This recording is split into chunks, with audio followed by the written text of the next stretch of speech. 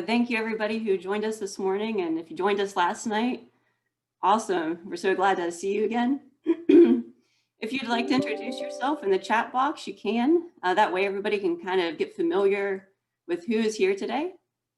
And if you see somebody you need to reach out to, you have an opportunity to do that at our lunch session. So without further ado, welcome to our first session of the Watershed Symposium today. We will have Dr. Harry Stone with us. And before we get into his talk, I'm just going to cover a couple brief Zoom housekeeping rules. If you're new to Zoom, I know some people are experts at it. So I'll just briefly cover that. So if you're not too familiar with Zoom, you can check out the Zoom meeting controls. Those are most likely at the bottom of your screen if you're on a computer. If you're on an iPad or an iPhone, it might be at the top. So you can mute and unmute yourself. Whenever the presentation is going on, we'd appreciate it if you would mute yourself in case there's some sort of background noise that might potentially interfere with the presentation. As far as your camera, you can leave that on or off. That's totally up to you. And we do have a chat box over here, so you can just click on this icon. And you might see that a lot of people are already introducing themselves there. If you have any questions too throughout the presentation, please utilize the chat box. And I'll be keeping an eye on that. And then we'll check in with Dr. Stone at the end and answer all your questions. And also, if you have any comments, if you just want to chat with each other in there, feel free to. So just to make sure everybody is awake this morning and that you know how to use the chat box, I would like for you to put in the chat box how you're feeling today on our dog scale here. So we have 1 through 9. I know everybody's a little bit different probably. I think maybe yesterday evening I was closer to an 8, but this morning maybe closer to a 9 because it's Friday. So you take a moment and just go ahead and participate in the chat box on how you're feeling today. That also shows me that you got the chat box thing down.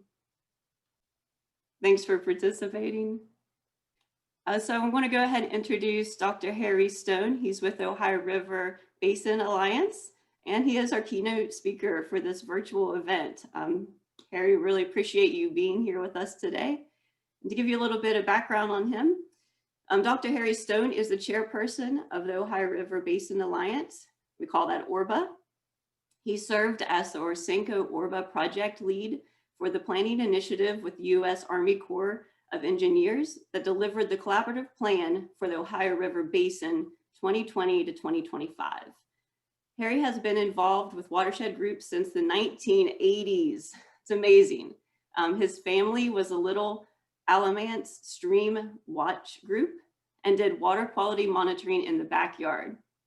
But he also served on the board of a much larger Hall River Assembly watershed group in North Carolina. He is currently a member of the Mill Creek Alliance in Cincinnati, Ohio. So Harry's joining us today from Cincinnati, Ohio. And I'm going to go ahead and stop sharing my screen, Harry, and turn it over to you. Thanks so much for joining us today. Okay. Well, first of all, I would like to thank you all very much for this privilege of being able to speak to this group this morning. And I truly do consider it a privilege. I do consider this a celebration. We are going to be talking about the plan for the Ohio River Basin. This is a 10-year effort with culminating in a 17-month period of gathering stakeholder input that resulted in the plan that I'll talk about today that was just released on September the 28th by the Corps of Engineers. And the Ohio Basin Alliance, ORBA, has accepted the plan for implementation. We really view this plan as a framework for a once-in-a-generation opportunity to secure multi-billion-dollar funding for the Ohio River Basin to do ecological restoration. And of course, this also means support for ecological restoration in West Virginia. This presentation will talk about how we got there And then I'll talk about, at a high level, the 6 goals that we're working on. And then I will spend a little bit of time talking to you about how watershed groups can get engaged. And we really see this as critically important because it's going to take all of us working together to really make this plan go from paper to reality. So in my introduction, you heard a little bit about my rivers. But for those who care about streams and rivers, we each have a stream or river story to tell. And so I wanted to share a little bit about myself. You've already heard a lot, but about that ties to the rivers. So I was actually born in South Carolina, where I lived just a few blocks from the Cooper River, or Cupper River, as we said back in South Carolina. This bridge is one of my earliest memories. It was 2.7 miles long, 20 feet wide, and 250 feet in the air. I loved it as a child. I think all the adults who had to drive across that narrow bridge did not love it. I then moved to Tennessee, where I lived near the Clinch River. The Clinch River flows then down into the Tennessee River, and I next lived in Alabama. So I was on the Clinch River in Tennessee, and then on down the river to the Tennessee River in Huntsville, Alabama. Huntsville, Alabama was, and the Tennessee River were noteworthy to me because this was where I first learned to fish. I wish I could say I learned to fish great. I have never been a great fisherman, but I certainly enjoy being out on the river. But the next river for me, we moved a little farther south. I lived in a tiny town in South Georgia, Woodbine, and it was on the Satilla River. The Satilla River was a place we saw a lot because coming over the Satilla River, back then there were no interstates, and US 17 was the main road going to Florida.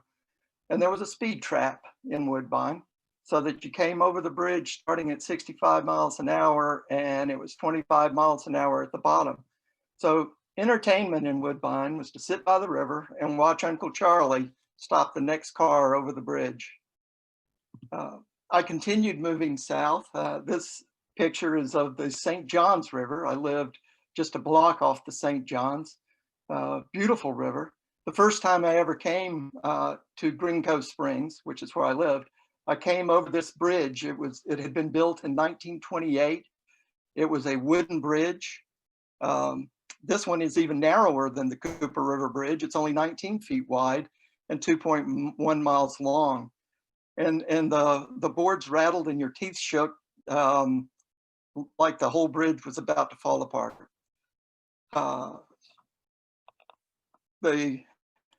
So that's a river that I really learned to love. Beautiful river right near my house. The next river I'll talk about is when I moved to Nashville, Tennessee. And here I was on the Cumberland River. This old etching shows flatboats. The Cumberland River is actually part of my heritage. My dad visited with cousins who lived on flatboats in the in the Cumberland River in the 1930s.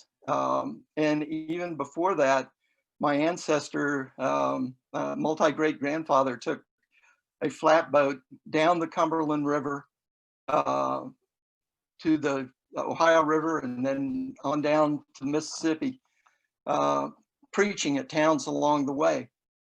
So I've got some roots there. Even more importantly to me personally, I went to school there, and my ecology course used Otter Creek as our ecology study site.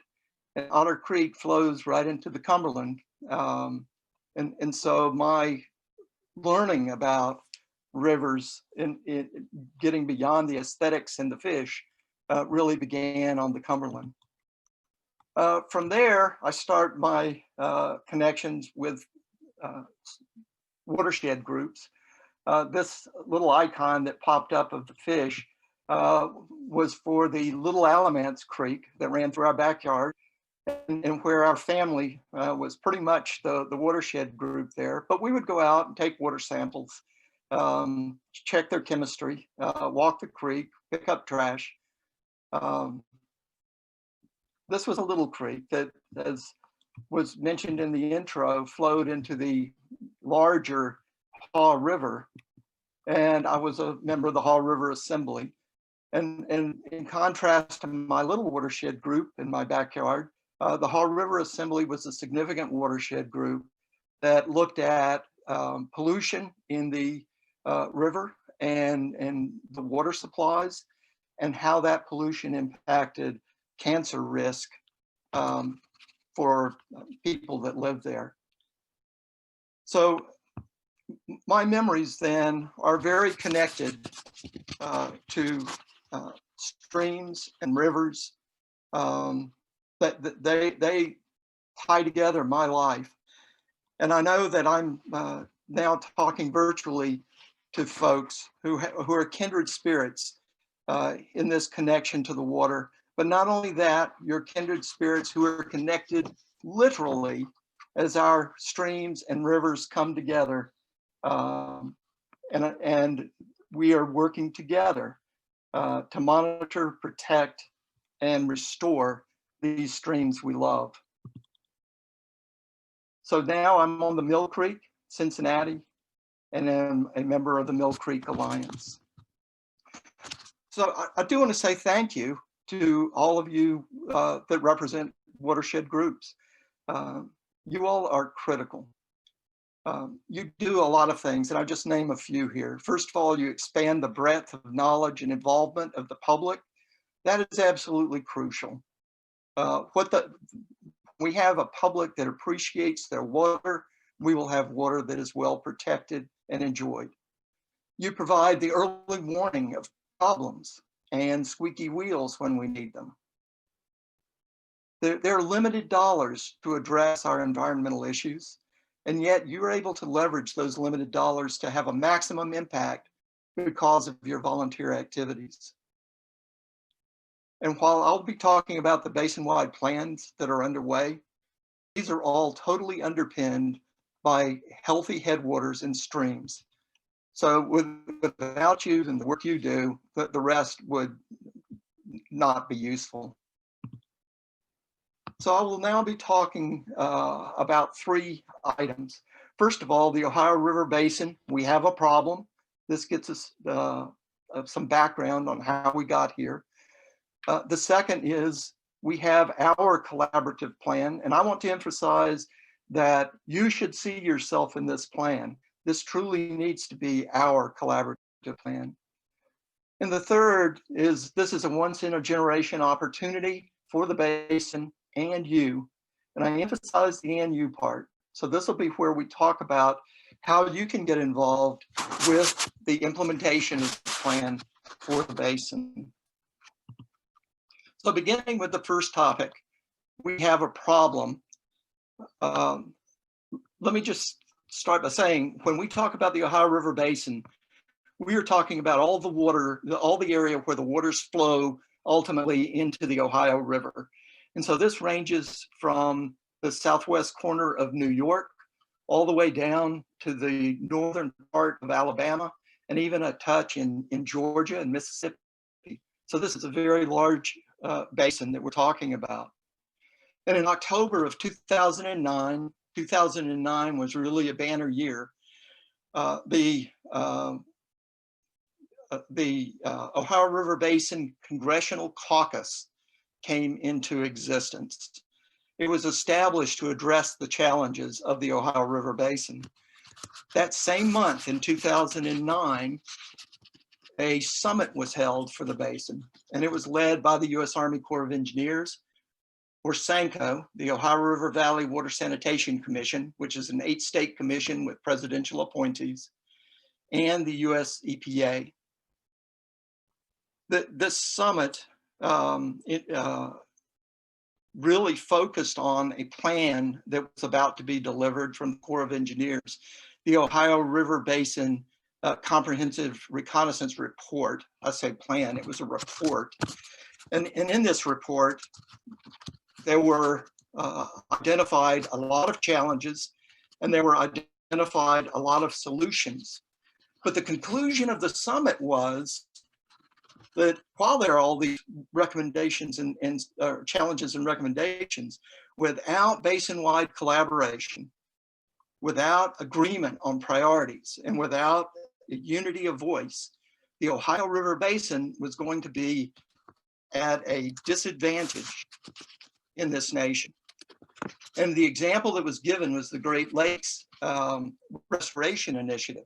That year, the Great Lakes received more than $400 million for a geographically defined restoration initiative. And since that time, they have received more than $3 billion for restoration initiatives in that geographic program. During that same time, the Ohio River Basin has not even been included in the geographic program. So currently, there are 11 other geographic areas, some as small as 700 square miles, that have shared hundreds of millions of dollars for restoration. Actually, have shared billions of dollars for restoration. But during that same period, our 204,000 square mile Ohio River Basin has not yet been included in the geographic program. So coming out of that summit, there was this identified need to develop a collaborative strategy that would enable the Ohio River Basin to speak with one voice and thereby gain leverage, influence, and funding. And for that purpose, the Ohio River Basin Alliance was formed from that 2009 summit to address that need for collaboration and a unified strategy and a unified voice.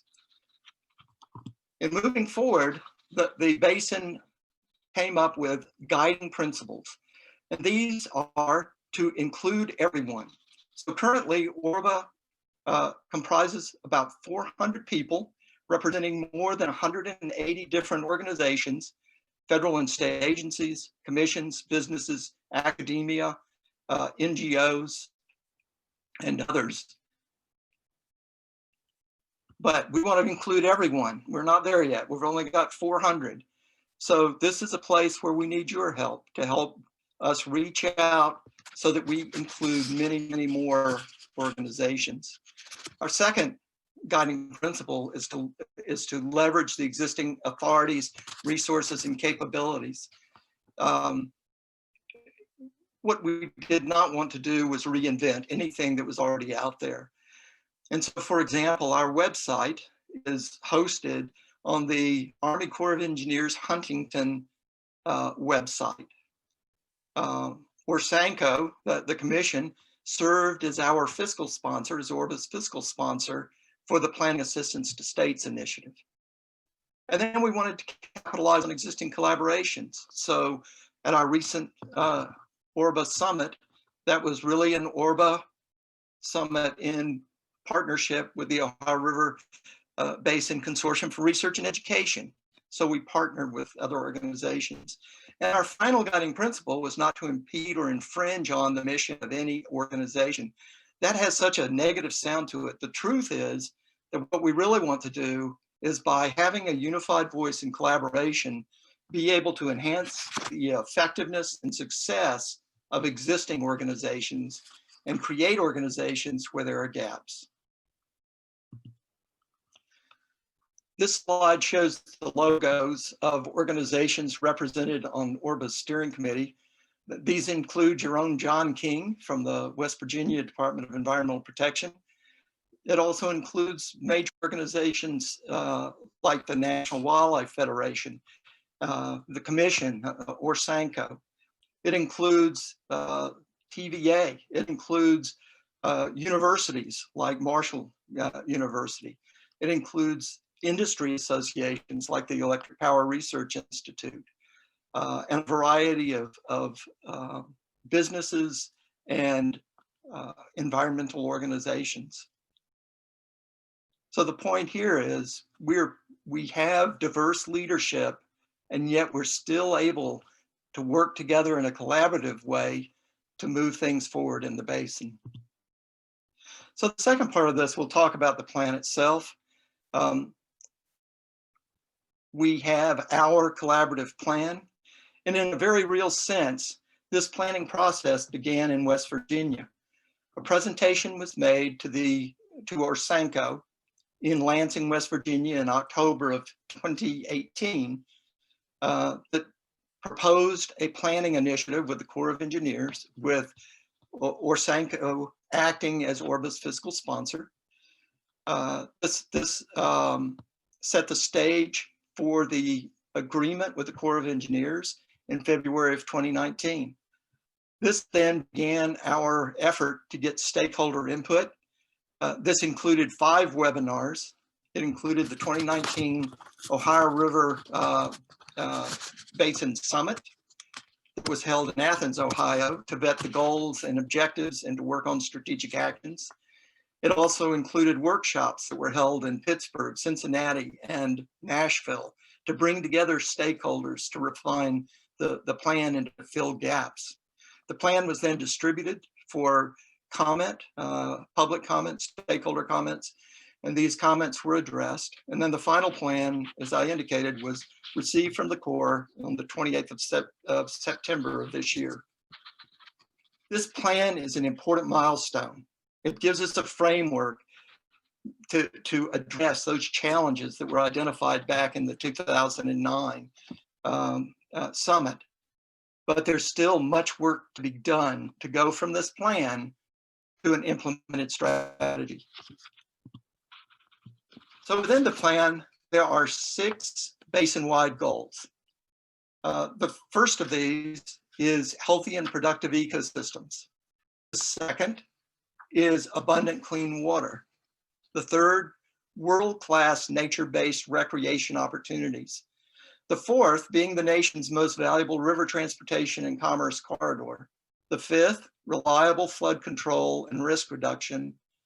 And the final, 6th, is knowledge and education to inform decisions. Where we are in the process, we have appointed a working group leader for each of the goals. And the working group leaders will be pulling together the working groups, or are pulling together the working groups that will be leading the implementation process for each of these goal areas. And for example, our healthy productive ecosystems is being led by Jordan Lebetkin, who's been assigned by the National Wildlife Federation to work on this healthy productive ecosystems goal. Richard Harrison, who is the executive director of the Ohio River Valley Water Sanitation Commission, is the lead for the abundant clean water goal. In the nation's most valuable river transportation and commerce corridor goal is being led by Marty Hell, who is the past chair of the Inland Waterways Users Board, provides an annual report to Congress on the needs of locks and dams for the basin. Here are shown in pink, in the pink boxes are those 6 goals, and then some of the objectives are shown in the blue boxes, and connecting them are lines that are drawn from goals that are impacted by or that impact those objectives. And so what you see are a lot of lines going from all kind of goals to all kind of objectives. And the truth is I quit drawing lines because I got tired of drawing lines. But the point is that these are highly interconnected. And so abundant clean water is the goal that's responsible for fishable, swimmable waters. And yet it's clear that fishable, swimmable waters impact our nature-based recreation, and that ecological restoration will impact fishable waters. And further, we know that all of our goals are going to be impacted by knowledge and informed decisions and educating the public and educating others So all of these are just very highly interconnected. So rather than try to treat this as a silo where an individual goal will be addressed by an individual working group, we recognize these interconnections, and we will be having monthly coordination and collaboration meetings with the working group leaders to make sure we address these overlaps effectively. In addition, our working group leaders who are part of our steering committee will meet with the whole steering committee every month to collaborate and coordinate. The first goal is abundant clean water. And the goal here is to have the world's cleanest working river basin with abundant water for human and ecological needs. Two of the key groups that are working on this, there are many, many more, but two of the key groups are the Commission, or SANCO, and also the Cumberland River Compact, which addresses the water down in Tennessee. So some of the things that are included in the clean water, this envisions increasing the water bodies that are fishable and swimmable. It addresses acid mine drainage. It addresses protecting our sources of drinking water. Harmful algal blooms are also addressed. Those are a growing problem in the basin. And then collaboration on water management challenges of the basin are included in this goal. The second goal is a goal of restoring the ecosystems of the Ohio River Basin. The big picture here is we want to do in the Ohio River Basin what's been done in our neighboring watersheds, the Great Lakes, the Chesapeake Bay watershed, and the great work that's being done there, the Everglades, and a number of other watersheds that have those geographic programs. We want to make sure that we're able to have a broad, unified voice so that we're able to provide the influence necessary to secure the billions of dollars to address the restoration needs of the basin. We are striving to build that coalition, and watershed organizations like yours are critically important. We want you to join because you all will be important advocates.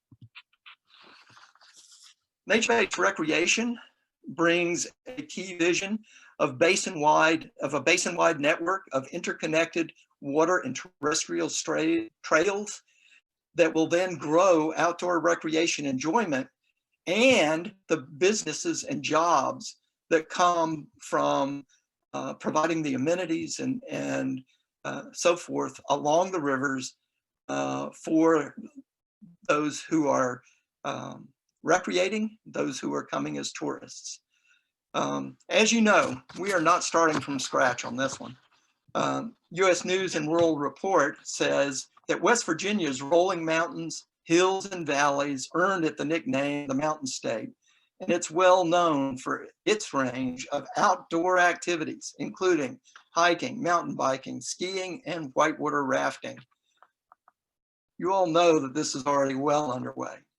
Inside and outside of West Virginia, there are many organizations that are working on expanding outdoor recreation opportunities. Many initiatives underway. Tennessee Riverline, for example, is working on a water trail that would be 652 miles long along the Tennessee River. They are working with their communities along the river to have river cities that are really tied to that river trail.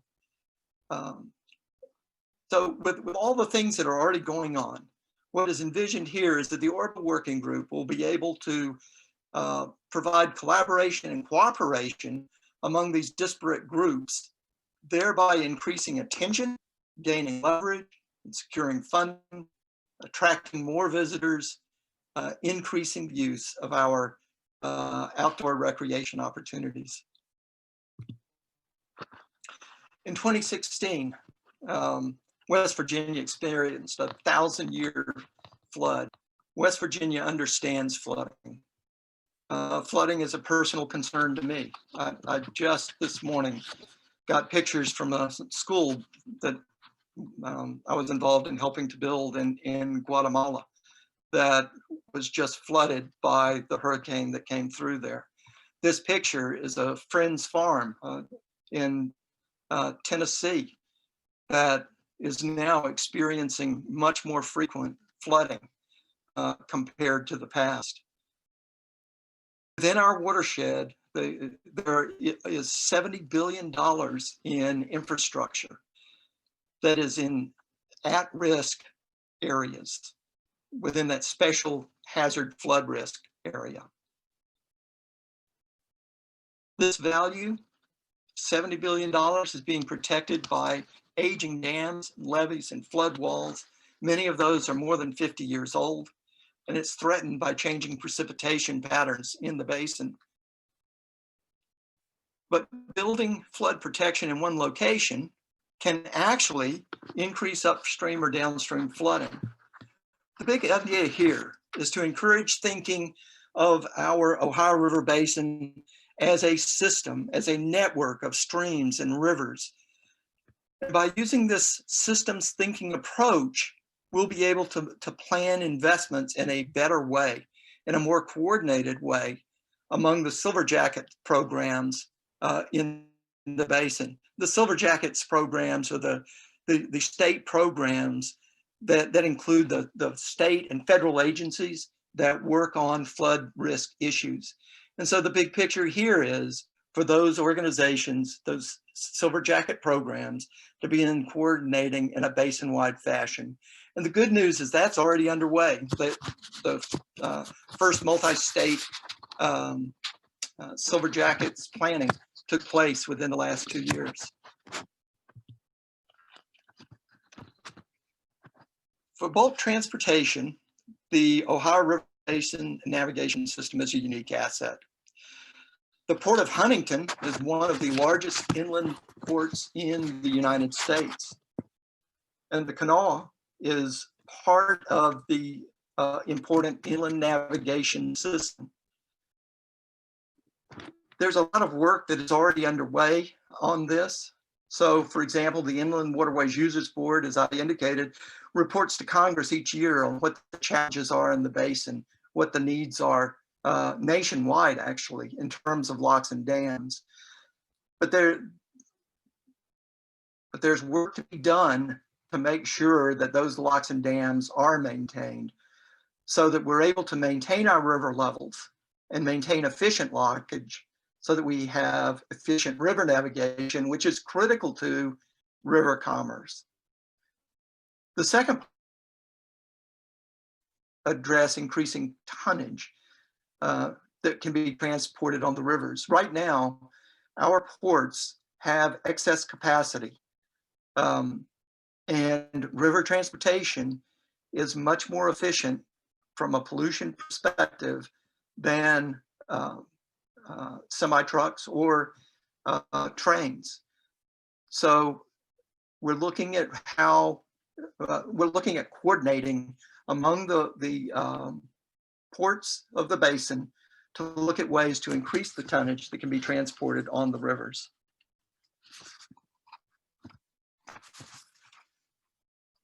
So those are our goals. And so now I want to spend the remaining time talking to you a little bit about how you can get involved. This really is a once-in-a-generation opportunity for the basin and you. There are serious problems and there are great opportunities. And we have the opportunity now to act with urgency to begin addressing those. Working groups are forming for each goal with expertise and commitment to realize those goals. Those are places where we need more people engaged. We can deliver. We can make this plan come to fruition, but it is going to take a region-wide effort.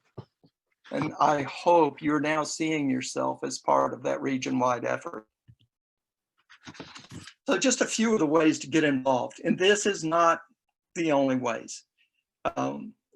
We certainly welcome you telling us other ways you can get involved. But first, I would invite you to read the plan. There are a lot of details in there that we can't cover in this brief time. Go to OhioRiverBasinAlliance.com, that's one word, and you can click on the link there to get the plan. While you're there, I would invite you to join ORBA. This is free. It gives you the opportunity to check off your goal interests, which I will share with the working groups, the working group leads, to make sure that we get back to you and get you engaged with the working groups where you have an interest. Joining ORBA will then provide you with the ORBA updates. And so I invite you to open those updates and look for the opportunities to engage. We will be communicating those through the updates.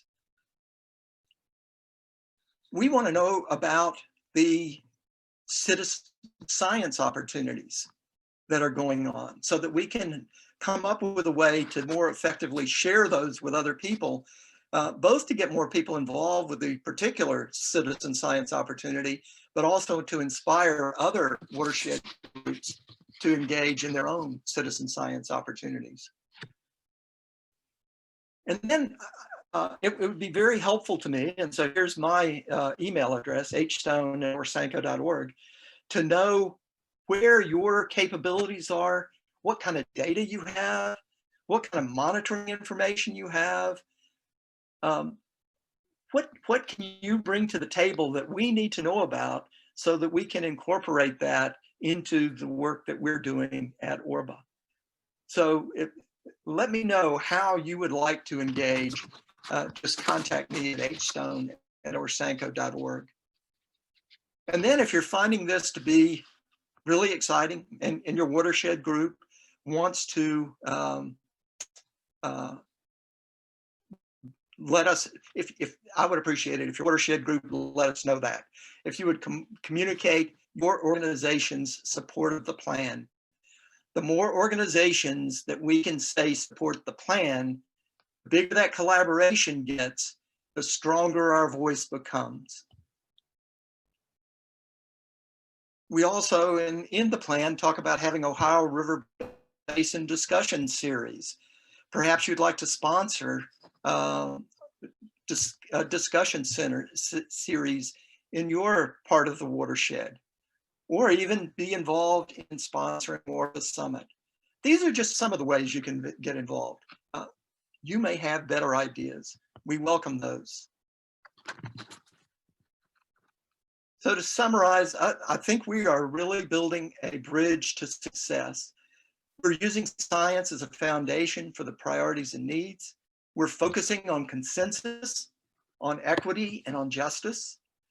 We are building enthusiastic support from the public, from the key organizations, from governors and Congress.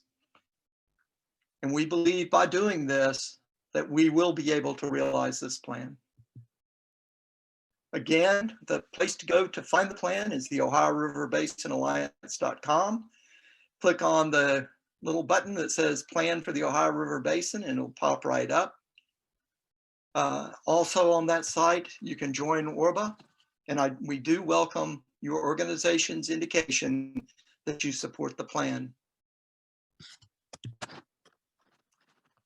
So with that, I'll just say that ORBA is hard at work trying to make sure that we are uniting in vision, strategy, and voice. We welcome you and we welcome your support to help make this happen. Together, we will make this happen. And the ecology, the economy, our communities in the Ohio River Basin are going to be better off in the future for the work that you and we are doing together today. Thank you. Thank you, Dr. Stone. We have a few questions for you. We'll take about 5 minutes to do questions, then give everybody a break in between sessions. Again, thank you for that wonderful presentation. I learned a lot. Our first question is, There is no mention of industrial or nutrient pollutants in the list of threats to the healthy, productive river. And maybe those are within the plan and you just didn't mention them there on your slide, but can you answer that question for us? Are those included in the plan? Sure. So one of the goals deals with um, fishable, swimmable waters. In other words, restoring the waters of the basin to meet the water quality standards. So that more of them are meeting the water quality standards in the future than are today. So that is there. What is not there, and keep in mind that this is a consensus document that includes industry, it includes lots of folks. So what is not there are things that deal with standards, improving standards, things that would deal with regulations, new regulations, things that would deal with new mandates. So as a for your organization, you may be in an advocacy organization for whom those are issues that you do pursue. And there's certainly a need for that type of advocacy. For ORBA, that's outside of the range of what we're trying to do. So yes, we do recognize the importance of pollution and of restoring the water quality, but we do not, within our plan, talk about new standards, new mandates, or new regulations. Okay, thank you. And another question kind of similar to that, is it possible to name and acknowledge all the current emerging polluting industries along the Ohio River and the major tributaries? I'm assuming these would be permitted facilities. Again, from a consensus document, it gets kind of tough doing that. I'm sure that there are other organizations who can do that without our help. What we did do was call out some of the emerging pollutants. So that is in there. But naming specific organizations responsible for it is not. Okay. Thank you. And got a couple more here. This is Alana. Can I just make a comment on that? Yeah. In the Chesapeake maximum daily load, we were able to list all the permittees that have nutrient limits in their permits, and that became an appendix to our plan. That's actually what EPA required us to do. So something like that might end up happening in Ohio, I would think, if you identify specific pollutants that require that type of appendix. That is an interesting point and an important point. I know that there has been, and now I'm talking main stem of the Ohio, there have been efforts underway to have a TMDL, a nutrient TMDL actually, for the Ohio River main stem. And that's been in progress for a long time. But at this point, it's not there. So where there are TMDLs, we can certainly look at what those sources of pollutants are. And candidly, a proposed goal or a proposed strategic action was to have a TMDL for the Ohio River, but from a consensus perspective, it did not make the cut. Thank you. And just a couple more questions here. Since forming the Alliance, what improvements has the basin seen in terms of funding availability? Well, keep in mind that for 9 years, we talked. We had collaborative summits, and we tried to bring folks together to move towards a collaborative plan. So this collaborative plan is about a month old. So we are there is no progress that I can report because we other than the plan itself, a couple of other things we did. We did work with the America's Watershed Initiative to come out with the report card for the Ohio River Basin.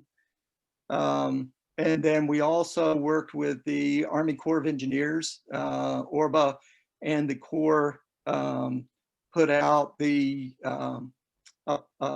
climate change adaptation plan for the Ohio River Basin that came out in 2017.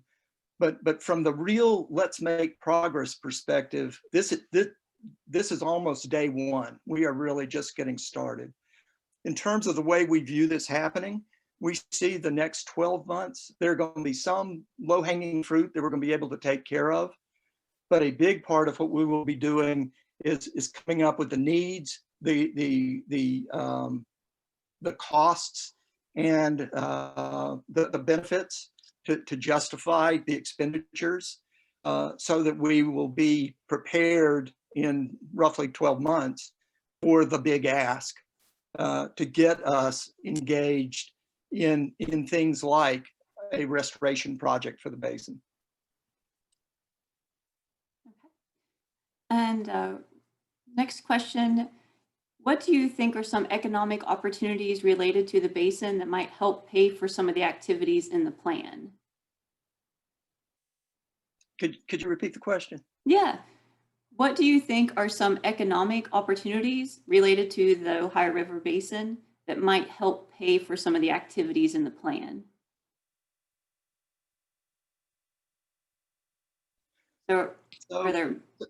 So there are a lot of economic pieces to this.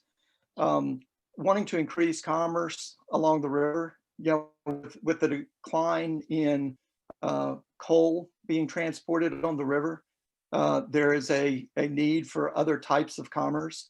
Looking for those sustainable industries that we could bring in that could utilize our river, both the waters and the river transportation, is an opportunity where we think by facilitating collaboration among the states, we will actually end up with, for example, more brownfields that are across rivers from each other that can be restored to have a more attractive site for an industry that's needing more land.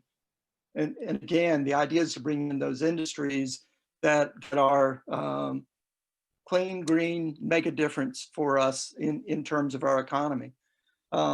We see with nature-based recreation, if we can start really, my dream is that when people hear about the Great Ohio River Basin, it will give them an image that they don't have today. We think of something when we think of the Chesapeake Bay or the Great Lakes. We think of nothing when we think of the Ohio River Basin. I want this place to be a go-to place. If we can do that, we can promote this area for the great nature-based recreation that is here. Think of the jobs that will create, and the businesses, and the tourism industry, and so forth. And so for each one of these, restoration economy, there's a lot of money to be made in doing good restoration. And so for each of these, there is a significant job component that comes along with doing the work. I know in the Great Lakes, they have done studies of the impact of the Great Lakes Initiative on the economy. And it has a huge multiplier in terms of how much increased economic benefit there is for every dollar that's been invested in economic in ecological restoration. Thank you.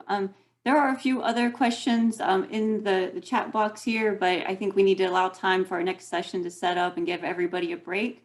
Dr. Stone, I'm going to drop your email address in there and just ask people to email you if that works okay. It does. I'll be glad to answer the questions that weren't answered. Okay, wonderful.